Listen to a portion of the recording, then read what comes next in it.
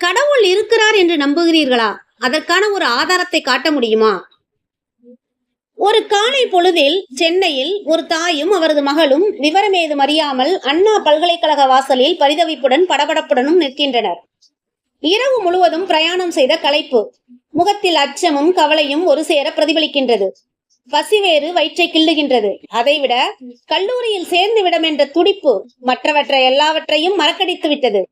அவர்கள் கல்லூரி சேர்க்கைக்கு நேர்காணலுக்கு வந்திருக்கின்றனர். வறுமையின் நிலையினை முகங்கள் பிரதிபலிக்கின்றன.